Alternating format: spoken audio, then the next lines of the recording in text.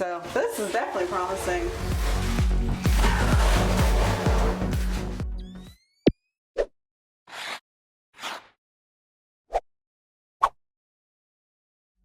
Welcome to another exciting bathroom makeover. This one is special because it's for my friend Beth and it's a surprise for her husband. When Beth and I join each other for walks in the neighborhood, we frequently talk about the home projects that we want to tackle next. Beth told me without a doubt she had to do something about her master bathroom because her husband was fed up with the lack of light in the room and how dated it looks. Join us for this fun surprise makeover in a weekend. By the way, my friends at Great Stuff are sponsoring this video and I can't wait to show you how we use the new reusable smart dispenser Great Stuff in this makeover. It's truly a smart idea. This video was filmed before the pandemic. Here's a reminder of what the bathroom looked like. Outdated vanity, a wall-to-wall builder grade mirror, ugly wallpaper, and a lack of sufficient lighting. Hey guys, so I am at my friend Beth's house. Her husband just left to go out of town. And we are going to surprise him with a nice little makeover in their master bathroom. Right now they are dealing with 80s wallpaper throughout the entire bathroom and they are missing one light over the sink, and they only have one light in the ceiling that has just one bulb. So I'm going to go ahead and take you guys with me this weekend while we strip the wallpaper and then paint the walls, and then hopefully I'll get some nice after pictures. But again, it's a weekend bathroom makeover. Hopefully we can get it done. Let's go ahead and get inside. All right, let's go see if Beth's home and see if the hubby has left. Oh, I hear, oh my gosh, you guys, listen.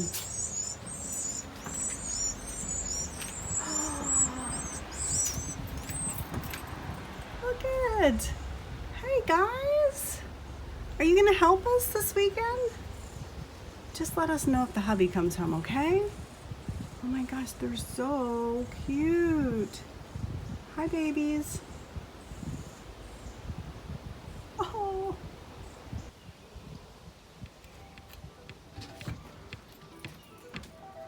Hey. How are you? Brody. Oh. Come here, Brody. You gonna help us? Come here, Brody. Say yes. All right, is the I'm coast ready clear? now. Hubby's gone? He's gone. Does he have any idea? No, he has no idea. No, he has None. no idea. But No. he's been bugging you to do this for a while, right? Yes, he has. A really long time. Oh, all right, let's get going. Okay. Come on, Brody, Come on, let's Brody. go. Let's go, buddy. First thing to go is this wallpaper, though. I think it's, yeah, the English ivy, just not doing it. So we're gonna try to strip the wallpaper and hopefully it'll be the easy kind to remove and not the impossible type to remove. The easy kind to remove should peel off with a little bit of, prep work. The impossible to remove, if that's the case and it's glued right to the sheetrock or the drywall, we will use joint compound on the seams and primer and then paint it. That's pretty much the only way you can deal with that without completely destroying your wallboard. I am super positive and hoping that this is just going to be the easy stuff to remove. So let me go ahead and show you how we do it. The first thing you want to do is you want to score the wallpaper, leave tons and tons of little pinholes, and that's what I'm using this tool. It has these two little wheels and it'll score the wallpaper. So we want to make sure we put lots and lots and lots of little pinholes in the wallpaper. We're starting on this wall because it's kind of not in sight, and that way if the wallpaper doesn't strip easily, we'll know, we'll stop what we're doing, and then we'll go ahead and change our plans. But fingers crossed, guys.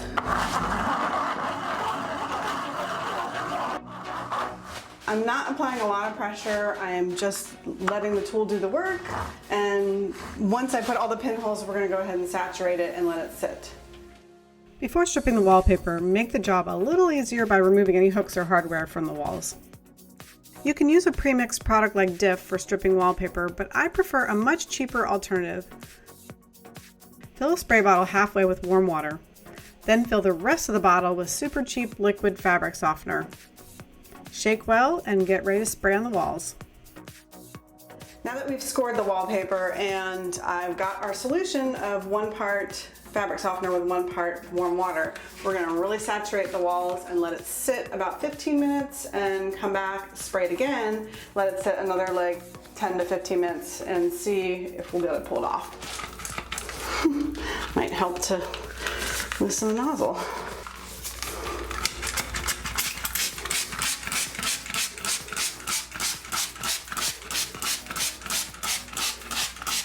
At least it smells good. It's the moment of truth. I have sprayed it twice, letting 15 minutes time to soak, and we're gonna see what's gonna happen. All right, this is promising. Oh my goodness. This is the good kind of wallpaper. Whoa. There are pieces that it didn't quite get. If it doesn't come off, I'm gonna spray it again and let it sit. Some wallpapers, it may peel the whole top coat off and leave the bottom coat, and in that case, you'll just spray what's left and then come back. So this is definitely promising. Now that we've removed all of the wallpaper backing, we need to clean the walls. There still is probably some little pieces of backing that we missed. So what we're doing is we are using a dishwashing sponge that has an abrasive side, and we dip it back in that fabric softener and water solution, and we clean the entire wall because we have to get all the glue off. And then we also follow up with the abrasive side to really scrub any of it. When we're done, we'll kind of wash it down again, and then we can patch our walls and prime. We'll be doing that tomorrow, and I'll see you back then. Back at work. So I'm removing all of the wall anchors, and I want to show you guys something. When you patch, you want to make sure you don't just remove the anchors, but you got to do this little trick. If you leave the sheetrock like this, there's all these little like ragged edges, so you want to go ahead and just score around it, and you can kind of aim in a little bit, and then you can take it out, and then you've got something clean. I'm super impatient, so this is another little trick. If you just have little patches like nail holes and stuff, I use a very damp sponge, and I just kind of smooth the joint compound instead of waiting to sand it. Major props to my electrician who came out and installed the two sconces where they used to have, I don't know if you can tell this is where the box was. Somebody had just poked a wire up here to center it, but the plumbing stack is right in the middle. So we decided to go with two sconces instead of a light in the middle, and then this is to signify the mirror. Beth went shopping for light fixtures and found some she really liked for not a lot of money. They had the ceiling light in stock, but unfortunately she had to order the wall sconces. Part of this makeover was teaching Beth how to install her own light fixtures. I am so proud of her. She did such a great job. Cool! That's awesome! All right, Beth. Hey, Brittany. Hey, day 3. How's it going? It's going pretty well. It looks amazing. Oh my gosh, Thank it you. looks so good. I'm really excited. I can't get over how much brighter it looks in here. Me too. I mean, the wallpaper was just so dark. It was really dark, and I didn't realize it for so long. Until I think my husband finally said, I can't stand it anymore. I'll be so happy. You will be very happy. All right, well, let's get working. Let's finish Okay. this up. While Beth painted the walls, I gave the molding a fresh coat of white paint. Then we painted the vanity a beautiful dark teal color. Look in the description of this video for the paint colors and sources. After the vanity paint dried, we were able to reinstall the drawers and reattach the doors, but we were running out of time. Beth was texting her husband to find out when he would be arriving home, and we were frantically adding the finishing touches and cleaning up before he arrived. I packed up my truck and hightailed it out of there minutes before John and the kids got there.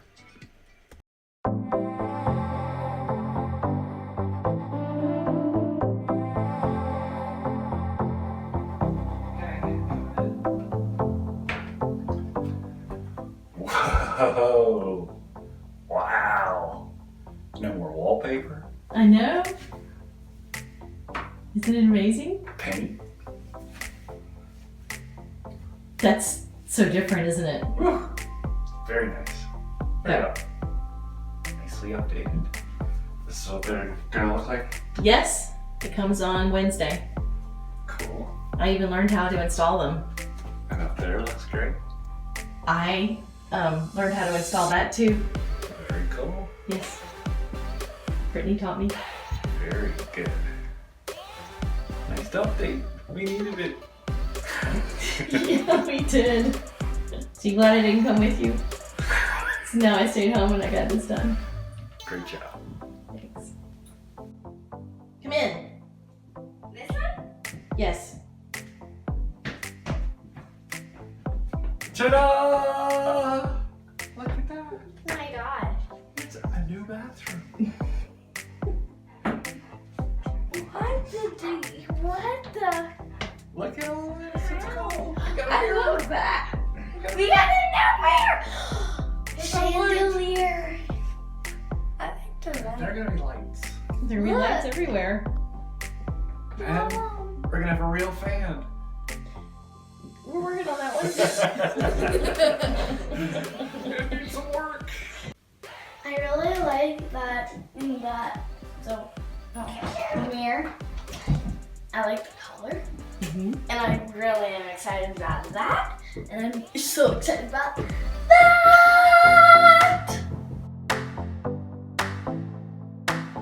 Life got in the way of us completing those final touches on the bathroom, and then of course the pandemic put us all in lockdown. Tomorrow I'm helping a friend finish up her bathroom that we started pre-COVID. So we're going to try to get that done so I can photograph it, but I wanted to make this just kind of hanging shelf that will go over the toilet, and this is the cleat. We'll paint that the wall color. That will secure into the studs, and then this will rest on top of the cleat, and then I'll just put some finished nails probably in the top and the sides. And that's it. But hey, I am loving the color of the stain. It's Driftwood by Minwax, and it's perfect because it's not too yellow, but it's nice and warm. So really loving this color. Because this shelf will be exposed to moisture, I'm sealing it with a water-based top coat.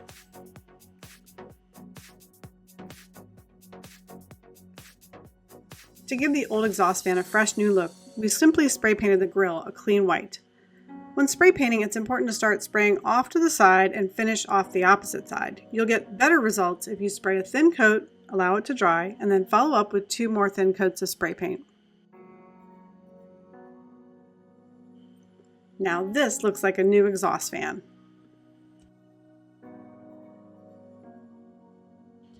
To hang the floating shelf, first I measured to find the center of the wall. Then I made a level reference mark. Then I installed the cleat into the wall studs. I didn't have a stud on the right side to secure to, so I used drywall anchors for a stronger hold. The shelf sits on top of the cleat, and then I secure the shelf by driving a few small screws into the cleat from above.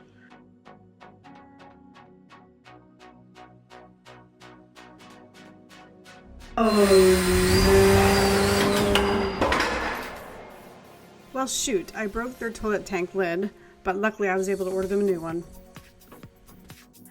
Now that Beth and John's bathroom is 100 times, no, 1,000 times better, I spotted one tiny little thing that I can do to make it even better, although 99% of the time, she'll probably never even see it.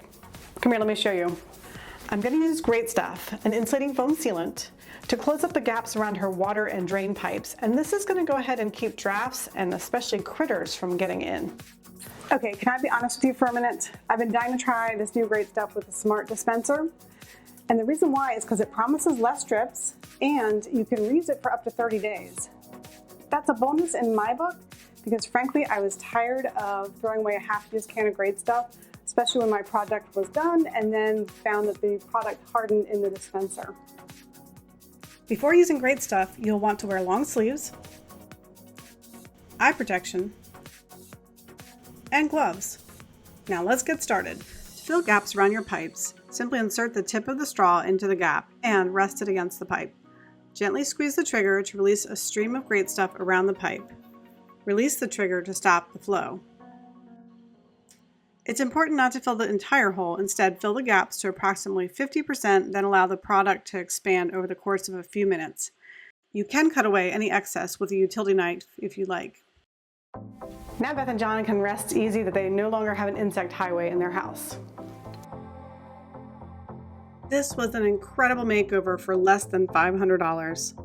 Beth spent $162 on light fixtures, $50 on the mirror, $150 on paint supplies, and about $100 on towel bars and hooks, for a grand total of $462. What a huge change for not a lot of change.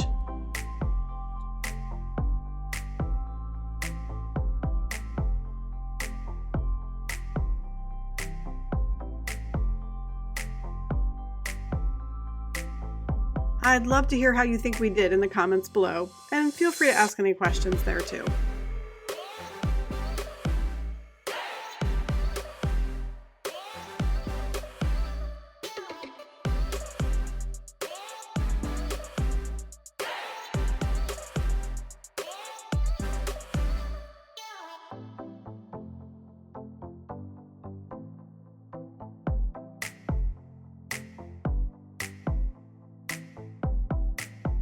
A big shout out to Great Stuff for sponsoring this makeover. Be sure to look for the new smart dispenser cans in your local hardware store. Thank you so much for watching this video. Be sure to click that like button below if you liked it. And hey, don't forget to click that subscribe button up there, and you'll never miss another DIY video tutorial from Pretty Handy Girl again. Speaking of not missing anything, I'm on all these social channels. Come find me at Pretty Handy Girl.